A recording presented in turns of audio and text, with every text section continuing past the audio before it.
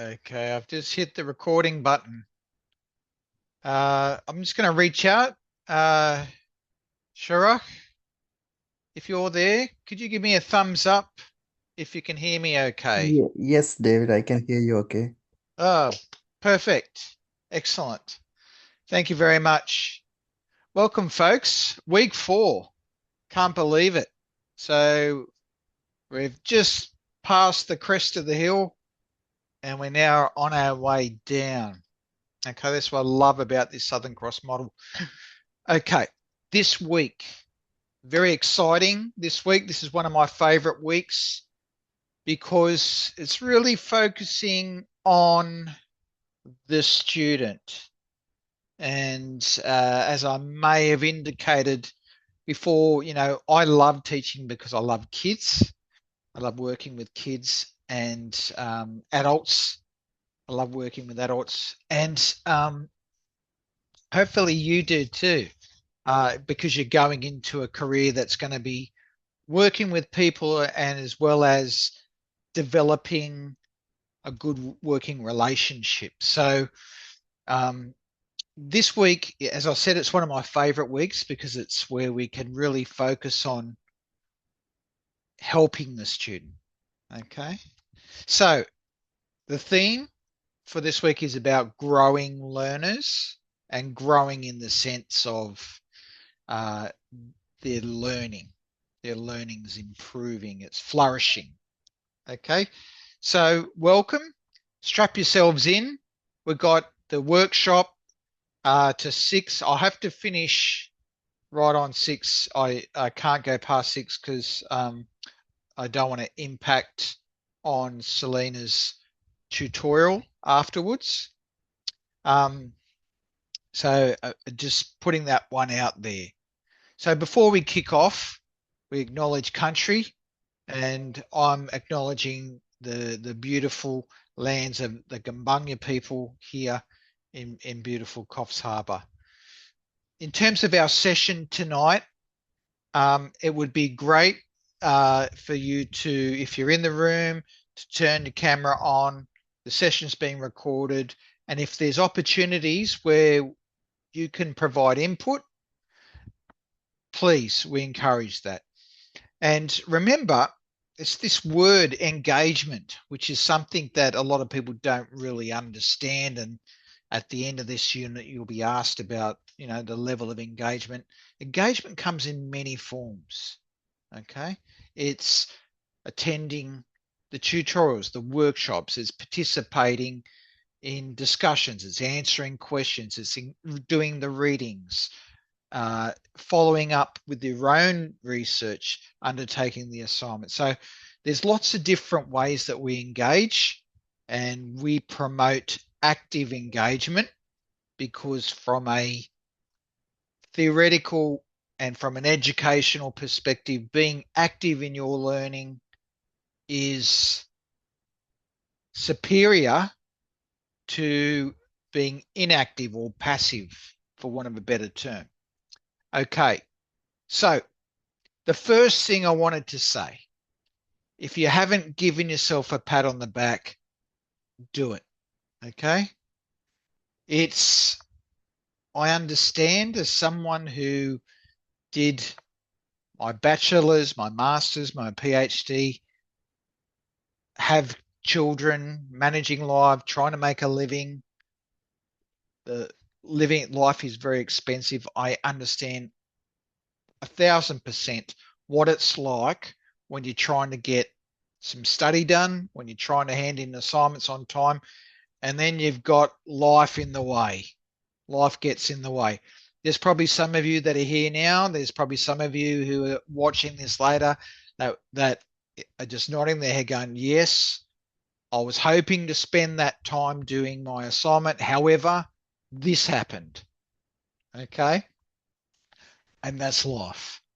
Okay. So in this case, you've managed, if you've submitted your assignment on time, you've managed to um, get through all the challenges that life has thrown at you, and you've done it. So well done. Okay. So moving on, let's have a look. at this week. This week, as I said, the focus is on the student. And what we're about this week is remember that this unit is very specific to our senior students. So those that are in year 11, year 12. So typically the age range, we're talking about people who are probably in the ages of 16 to 18 years of age. There's a lot of things going on at that time. I just briefly talked about life getting in the way. Feel free to put in the chat some of the things that are going on or some of the activities that students are doing between the ages of 16 to 18. What's happening in their life? Feel free to write in the chat because it's been a long time since I was 16 to 18. Some of you are much closer to that age than what I am. So it'd be great to see what you come up with. So while that's happening, let's have a look what this module's about. It's about, for us, shifting the responsibility of learning from us as the teacher to them as the student. Okay?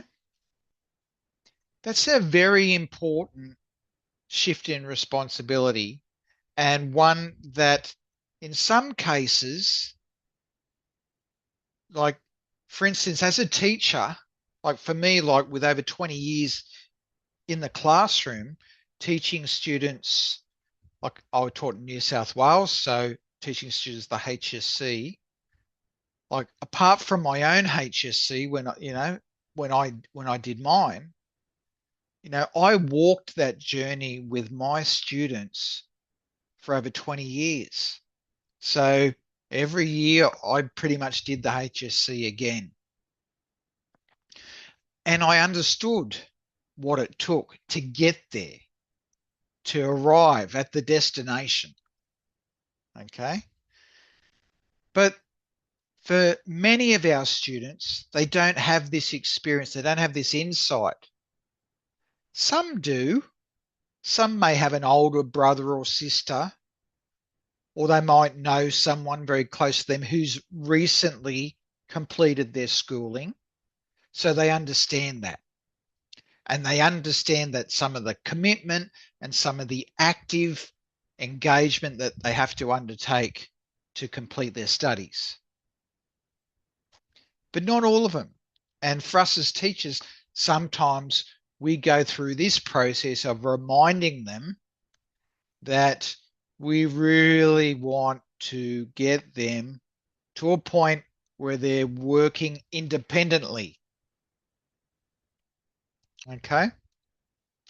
Now, all of us in here in this unit are going to be technology teachers or already are technology teachers. So there's certain tasks, certain expectations that we set for senior technology students that some require a lot of student independence. Let me give you an example. There are some students who undertake what we call a major project. Okay. And the major project is like a capstone. It's like a showcase of this is what I've been able to learn and do. So their project captures knowledge and skills, and that gets assessed. Okay. And that is quite an independent project that students work on, depending on what the subject is. In terms of teacher-led or explicit instruction, for us in our lessons every day, there are times where my pedagogy, my teaching approach is flipping all the time. So usually at the beginning of each lesson, I remind students, these are my instructions to you for this lesson. Okay. Once I've told them and ensured that they know what their expectations are, then depending on the task, it might be something that we work through together. So I might give them some examples. I might give them some work to do, some activities. And it's all about giving them the ability to then arrive to a point where they can do the work themselves.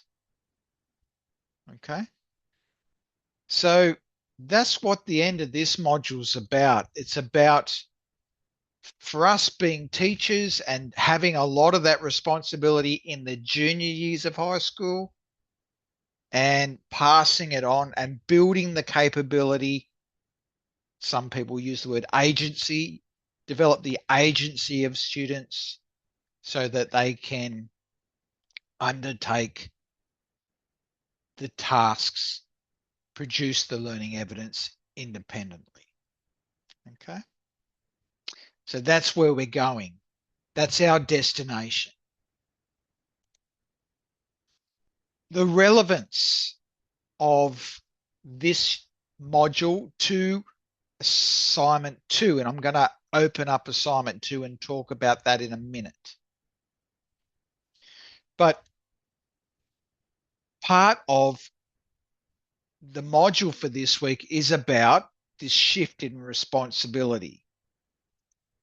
Now, part of the expectations for task 2 is that you can create a sequence of strategies and learning activities for student in year 11. Now, when you're doing that, hopefully, here's a hot tip. Okay. Hopefully, you are thinking about this shift in responsibility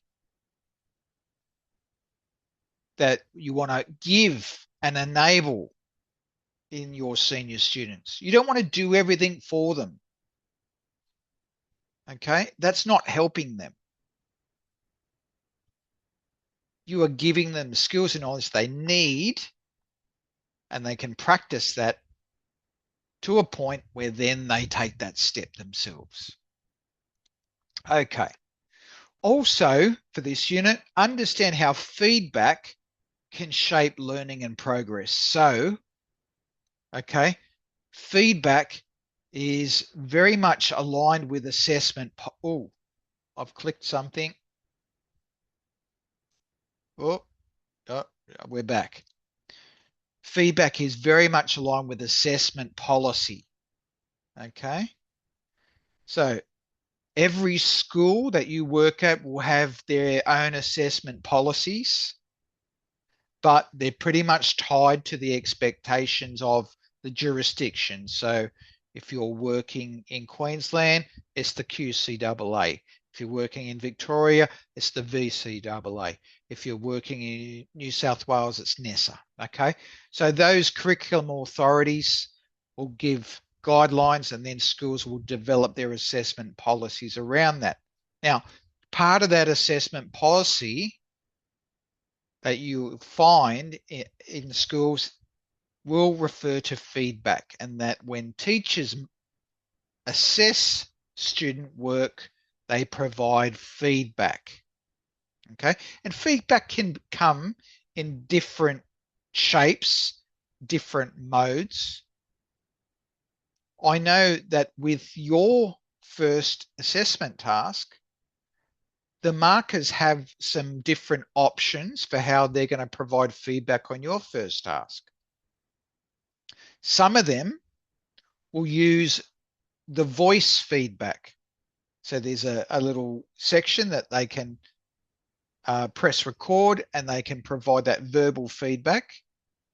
There's some that will provide written feedback, and there's some that will pepper feedback throughout your piece of work. Okay, so there are some differences. and what works for one will be different for another. And it's important for you to see the different approaches. Okay, so that's this week. So what I'm going to do now is I'm going to start unpacking the second assessment task. And I know there's some absolute guns in this unit who will want to just make a little start on drafting, getting set up, okay, for your second assessment task.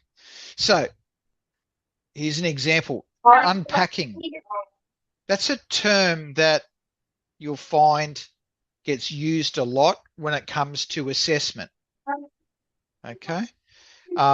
It's like, well, let's decompose. If I was going to use a digital technologies term, I'd say decompose or deconstruct what the assessment's asking. Natasha, can I get you just to mute your thing for me? Thanks. So just let's go through it together. And what I would like you to do as I go through it, if you get some questions, let's put them in the chat. Okay.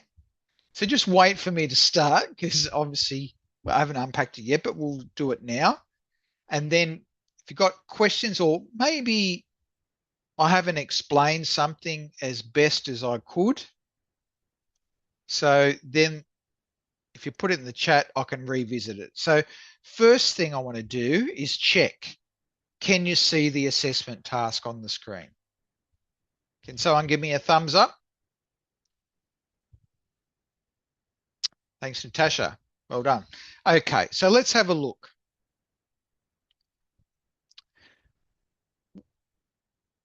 We're practicing what we preach here is that in this task, it's a step up from task one. Task one was here. Task two is up here. And this is like, for instance, think of a ladder. Okay. You'll often also hear the term scaffold. We scaffold. So we're transferring that responsibility by building up your agency to be able to do the work. So let's have a look. I'm going to use my highlighter here. So it says create a unit of work. That's one. Output. An assessment task. That's two outputs. And a lesson. Three outputs. So there's three outputs for task two. 1, 2, 3. Okay. For what course? For a year 11 course. Now, you might be thinking, which one should I do? Remember, we want to make this as useful to you as possible. If I say to everyone, oh, it's going to be on this particular subject, then like some of you, you might be in WA and thinking, well, what's the point of me doing this New South Wales, working on this New South Wales syllabus? I'm never going to teach it. Okay. So that's why we're giving you choice. Okay. And you will find in this week's module, choice is about trying to improve student engagement. Okay. So again, we're walking the talk. So a year 11 course using from a syllabus or curriculum that should be from a state in which you intend to teach in. Okay. So if you intend on leaving the country and going to, let's just say, going to Scotland, the Scottish curriculum isn't going to help you. We'll just contain it. I just dropped my pen. Contain it to Australia. I'm waving my hands around and I'm throwing my pen around the place. Okay.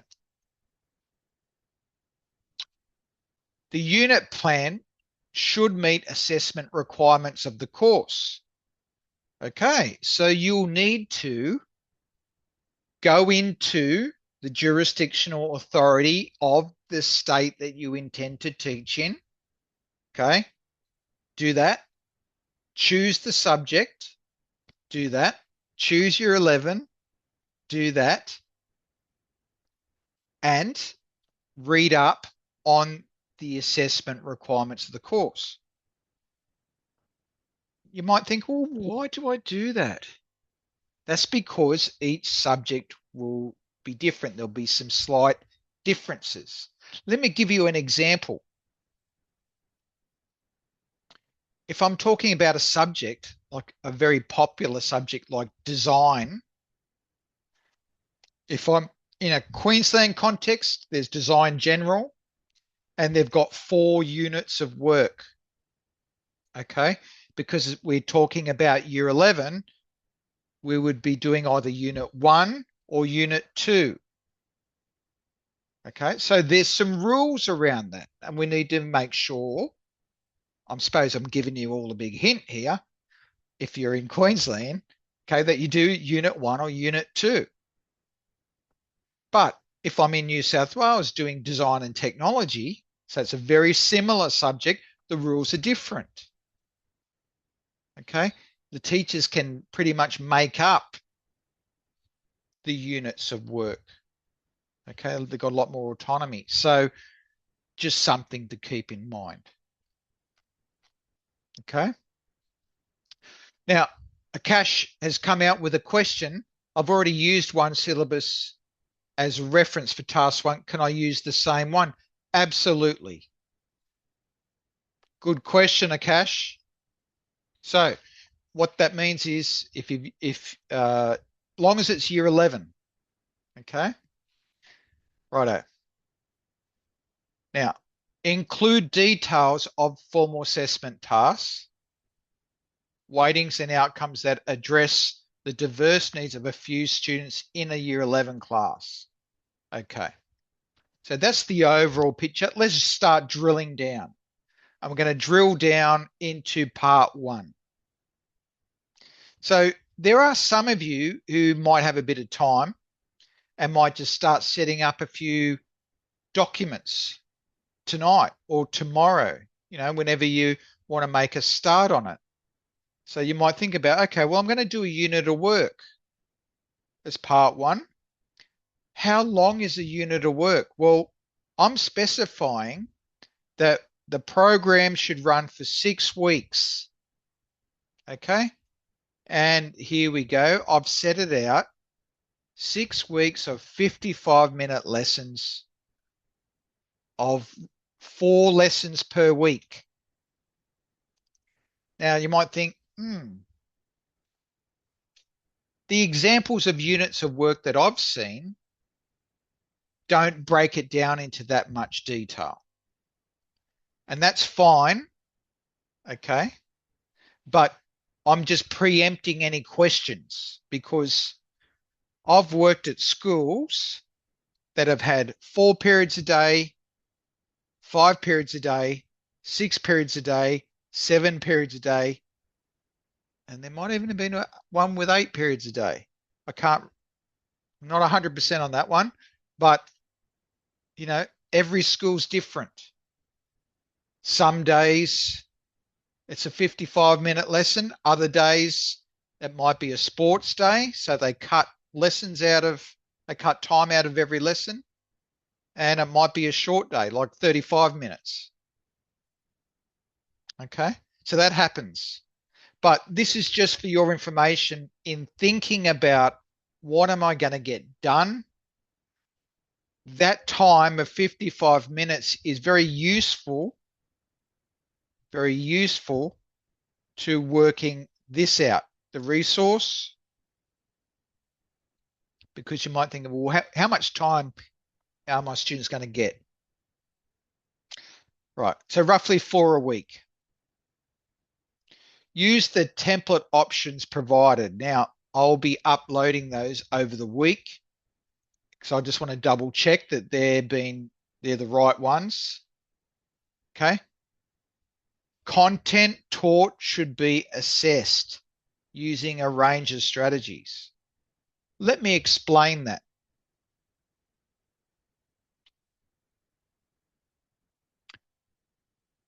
If I'm using the same pedagogical approach, the whole unit of work, in other words, let me give you an example.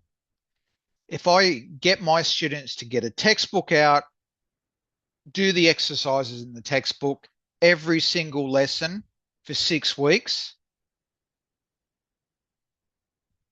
not only will the students start mucking around because they'll be bored as, okay, and they'll start doing naughty things, but not only will that happen, but what about if there's some students in the room that really like to be creative?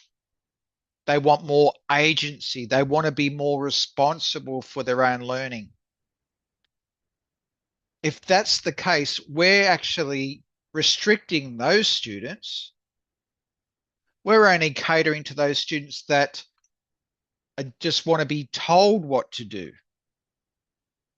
So again, we want to be able to walk the talk here. We want to be able to show that the content taught in the unit of work uses a range of strategies.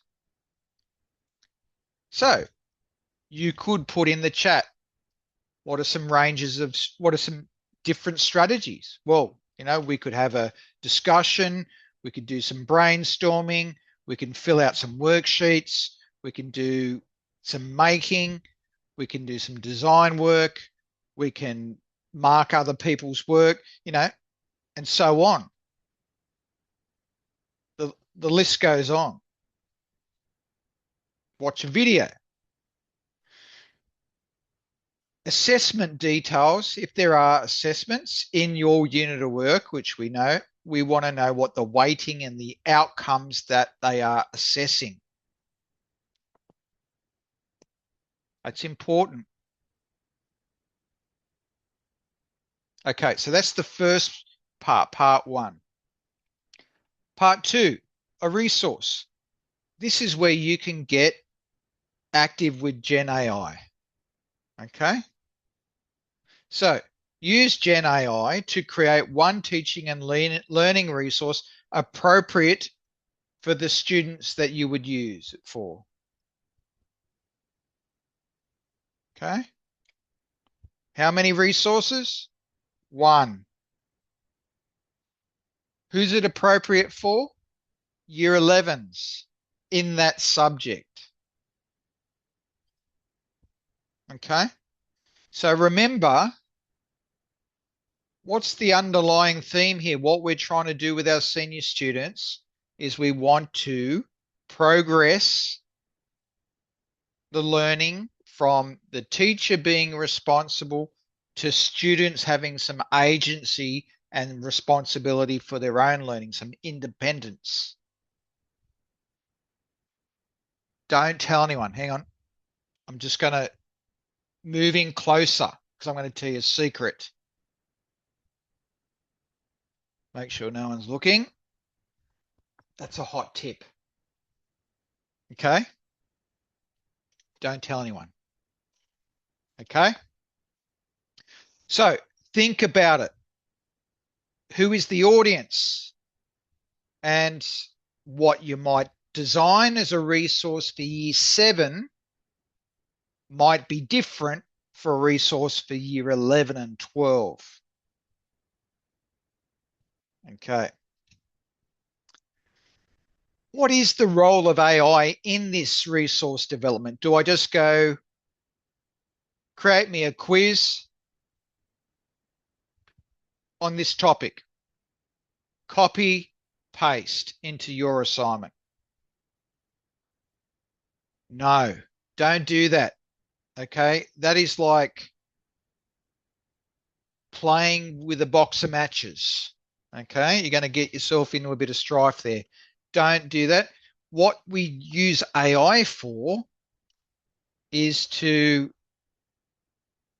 get AI for example, to say, develop me a quiz based on this particular topic, then see what AI pumps out, then you work with it, make adjustments, fine tune it, look for ways that you can improve it. That is the work for us as teachers going forward with AI is we use it because it's going to help our teaching, but it's also going to improve the resources that we provide our students. But we don't just copy and paste it. It's actually a work of art that we are constantly painting with. We're adding color here and there to it. Okay. So just keep that in mind, please.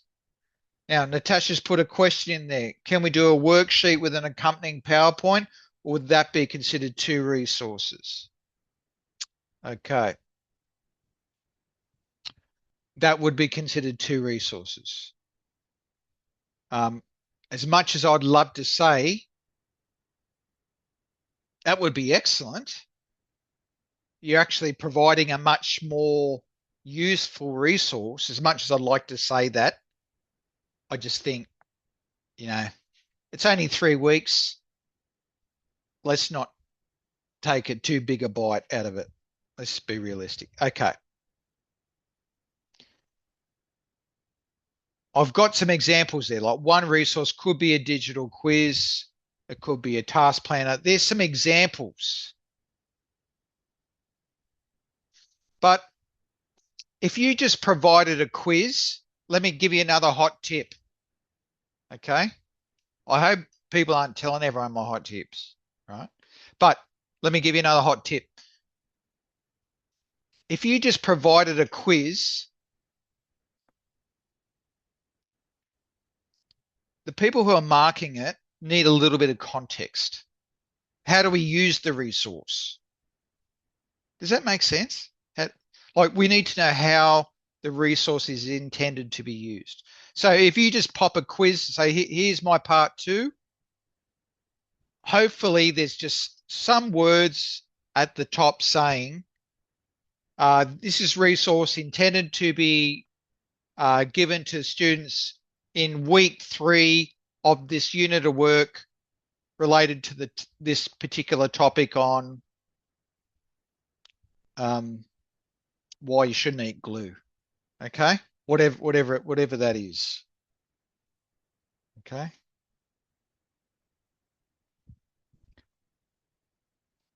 Let's move on to 3. Assessment task. Create one summative assessment task. Oh, I've just pulled a word out of the bank there. Summative. Does anyone know what summative might mean? Some people will know this, others won't because you haven't got that far in your course yet. Summative is like a summary, a summation of the task. So it's a final task for that unit of work. And that's how I want you to see this, as the final task for that unit. The teaching resource can be designed to occur anywhere within that 6 weeks, but the task is for the end of that 6 weeks. Okay. Make sure the task is appropriate for all students. Remember this, you're going to have diversity. You're going to have students in the room. And let's just say you've got a student who has a speech impediment. They can't talk properly. So the task isn't going to be a verbal task where students are being assessed on the clarity of their pronunciation. Okay. So think about that, because that student will be disadvantaged. So that's what we mean about being inclusive in that respect. Okay. With your assessment task, we want to know how to mark it. Okay. So obviously the assessment task is related to the unit of work. Yes. Okay. Tick. Um, include and assess learning the content from the unit plan. Oh, yes, that's obvious. What it's assessing is not something completely different, like how to make coffee, unless that is what it's from. Okay. So that's important.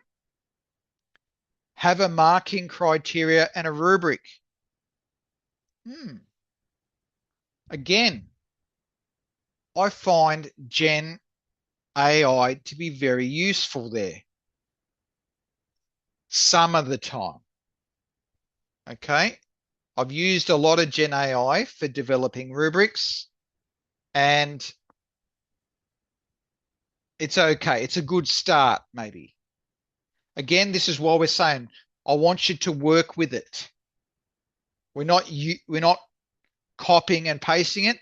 You're providing input in it. You're working with it. It's like a dance that you're doing. You're dancing with AI. Okay. Use the template option provided. Again, I will be uploading templates to make sure you got the right one. So that's the work. Okay. 6 weeks. Use the template. You need one teaching resource, can be any time in that 6 weeks, and one task designed to be at the end of the unit that captures evidence. Okay. So if you've got questions about this, you will find that there's more detail in here. Yes, it's purpose specific Gen AI use. So it's not open slather Gen AI, it's very specific. And we have the marking guidelines there. Okay. So let's move on. If you've got questions, I encourage you to bring them up during tutorial sessions.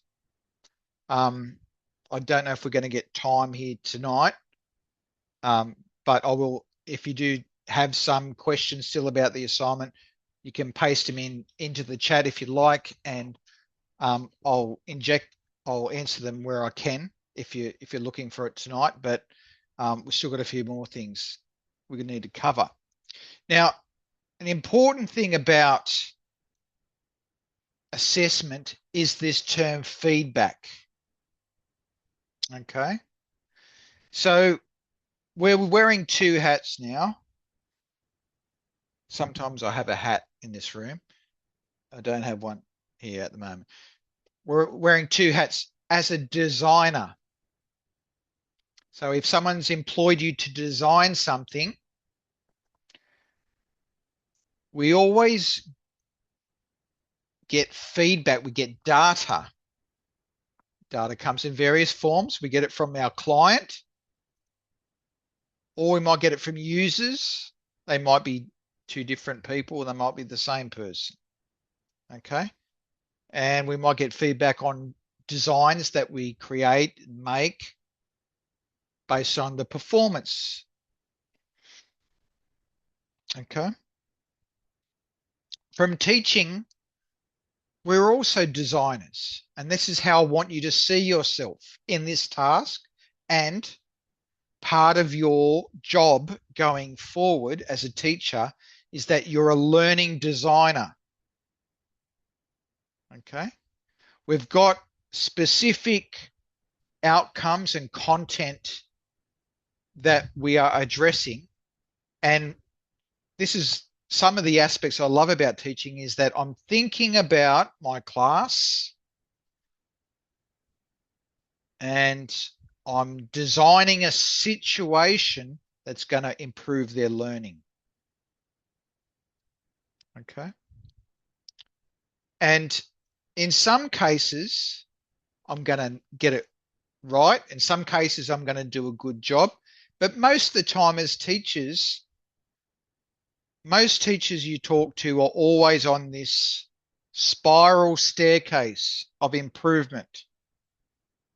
You're always thinking, I guess you walk up the spiral staircase, you'll come out of a lesson and think, that went well, but next time I'll do this. When all of you go out for your professional experience, you'll walk out of every lesson and you'll be saying that to yourself.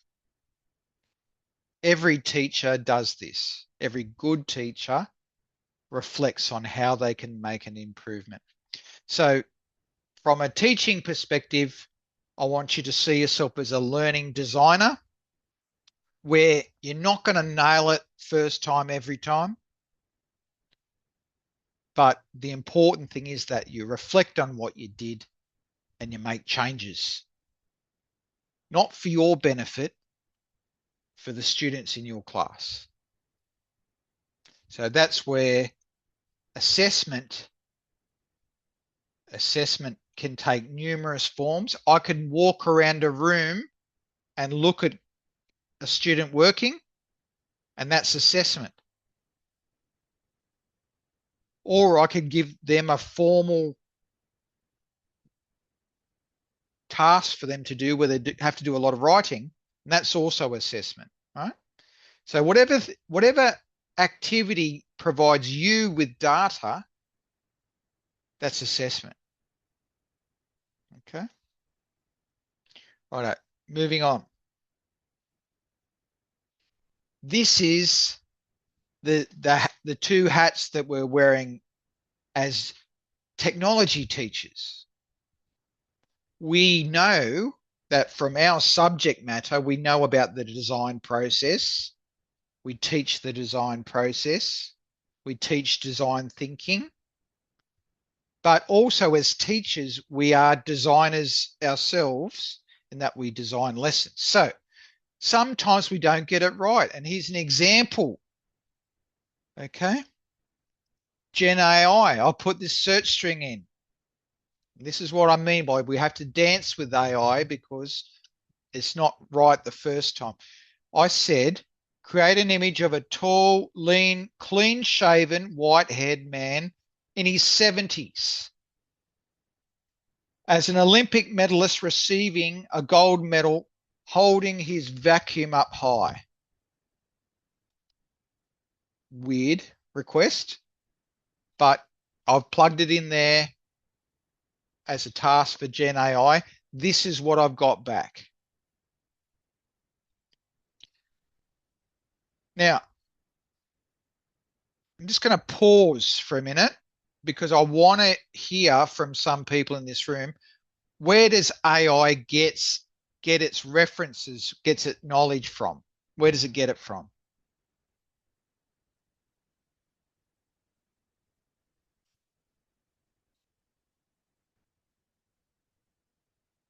Natasha's right, the internet. And traditionally, Bohan, yep. So where's that data come from?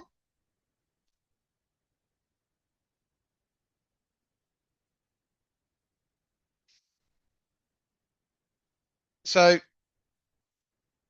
yep. So where AI is going is yes, it's crawling through the internet. Okay. So Natasha said is right. And yes, responses, it gets trained to work with responses, but information is biased. Now, I'm a middle-aged white male. Okay. So predominantly a lot of the information on the internet, it's changing, but historical information is very Anglo and male. So there's gender bias, there's cultural bias, okay? And it's based on past historical documents. Now that's changing, but let's have a look. When it said a man here, it's given us a white man. It's given us an Anglo, okay? Clean shaven? Well, I don't know what I was thinking there, okay? In his 70s, well, he's pretty buff in his 70s. I hope I look like that in my 70s. Um, Olympic medalist. He's got a medal, and we can see these flags indicating an international event. Anything weird about the vacuum?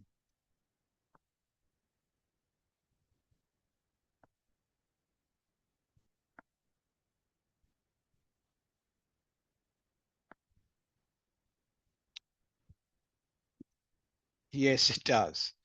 Okay, so it's gone off. AI's just gone off in some la la land. Okay, because it doesn't really know what a vacuum is or what a vacuum should look like. Okay. Yeah, Akash has said it there. Yes. So we've identified that sometimes what our first go, we get it wrong. And that's with teaching as well. Our teaching designs, our lessons, the lessons you're going to teach, the units you're going to write, the assessment you're going to design, the learning resources you're going to design is not going to be right the first time. And that's okay because fail in this sense means the first attempt at learning. Okay. That's how I see failure in a teaching sense. It's your first attempt at learning. In a design world, we go through this process of coming up with specifications, designing, making, testing it out, and then we sort of learn from that. James Dyson on the theme of vacuums. James Dyson took him 5 years and over 5,000 prototypes to come up with the vacuum cleaner that he took to the market. Didn't get it right the first time. And if he didn't do all of those prototypes, probably wouldn't have been the success that it is today.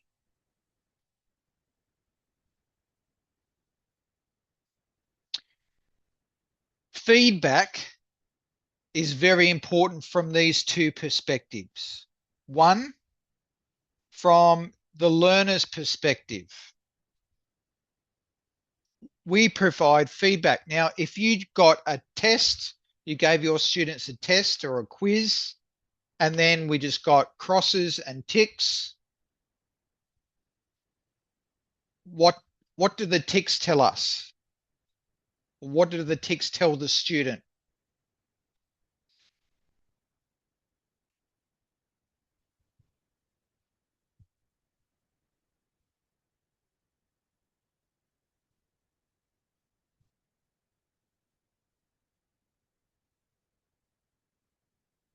It's very simplistic. It's binary. It's either right or wrong. Okay. Students get that feedback. Now, if I'm a teacher, if I'm this person here, and I was looking at my list of students and how they went in a test, and I noticed that they all got question 6 wrong. What does that mean? What does that feedback tell me as a teacher? So they all got question 6 wrong.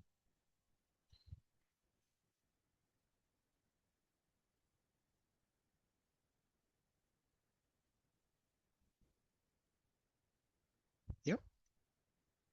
So what Natasha said is right. Maybe the question was ambiguous. So it could be just a question problem, or maybe it was a teaching problem. Maybe as the teacher, I did not cover that particular content in my teaching, my unit of work. Now, sometimes the media loves a good, juicy story, and sometimes the media will, like you'll hear things like, oh, there was this school that they didn't learn the right text. There was one a couple of months ago, right? They were all over the news. Oh, this school, the students didn't learn this text. Okay. So sometimes it's a genuine mistake from the teacher, and other times it's a very small thing. Sometimes it can be a massive issue. But where am I going with this? I'm saying that feedback has these two roles. It helps the student and it helps us as teachers.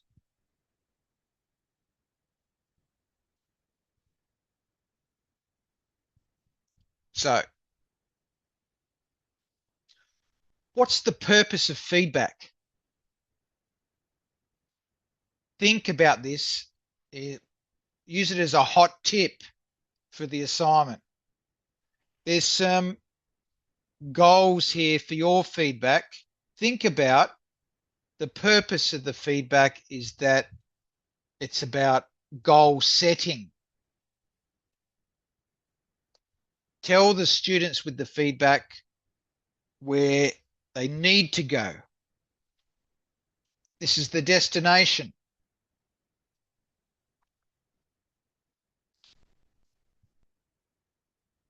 The feedback, if the task is designed properly, helps you to determine how well they've gone. Because you'll get some data that's useless. You'll get other data that is just spot on and very helpful. Okay. So also from the teaching perspective and the student perspective, your feedback should provide instructions on how to get there. This is where we're going. This is how to get there.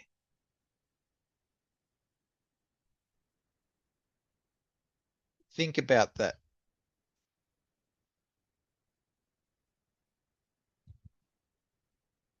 So this week, if you look through the module, there will be this approach.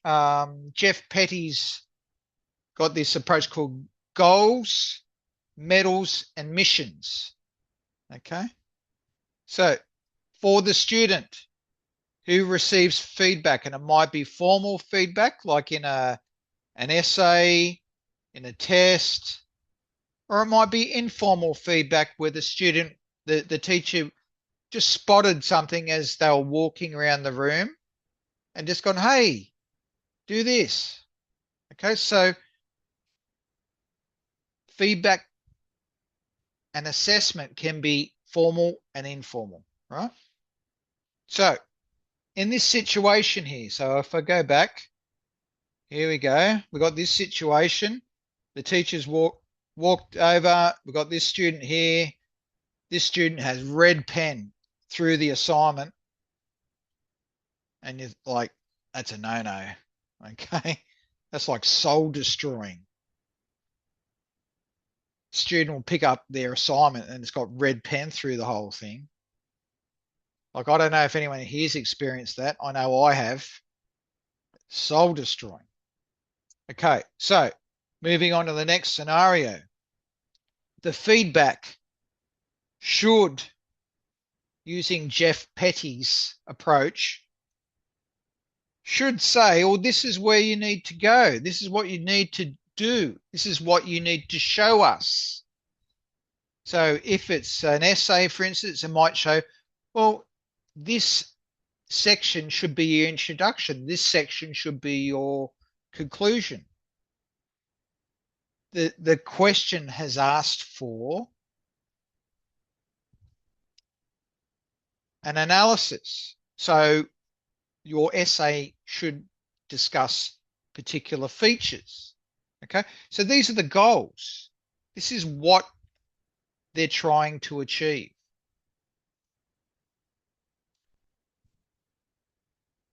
The medals is what Jeff refers to as the data. What do we have? What do we have?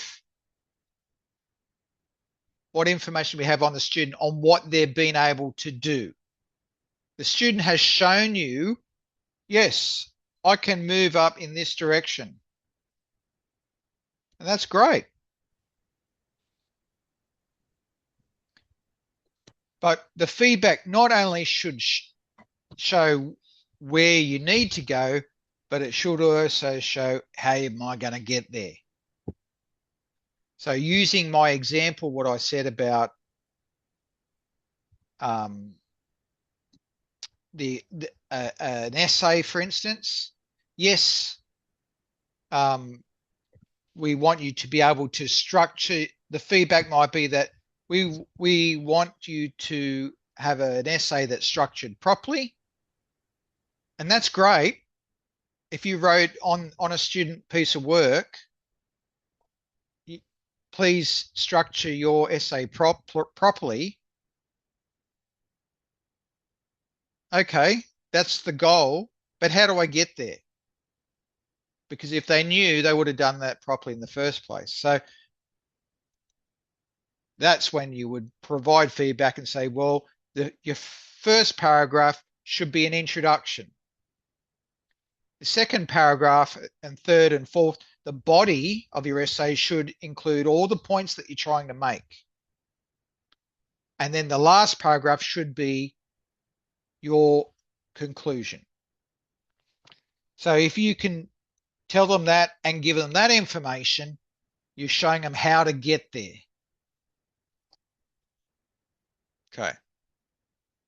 And by doing that, what you're doing is you're getting the student to progress from a point in time where it's you holding their hand the whole time to a point where they can actually do it themselves, given the practice that they've had in the unit of work. Hot tip. Okay. Have a look at the module for this week. I also want you to think about the concept of partnerships. And that is, yes, you as the teacher, but you got the student and their parents or carers. We're working together. For instance, if you're suggesting that the student do a bit of homework at night time and the parents are like, nah, that's okay. They can go out and drink at night time. That partnership's not working. You're not rowing in the same direction. Okay. We've run out of time for this week. That's where I wanted to finish up. I'm really looking forward to our tutorial session. I know Selena's kicking off in 1 minute, so I'm going to wrap it up there. Thank you very much. It's been a really great session. As I said, this is my favorite week, this one. Have a good one. Stop sharing. Stop recording.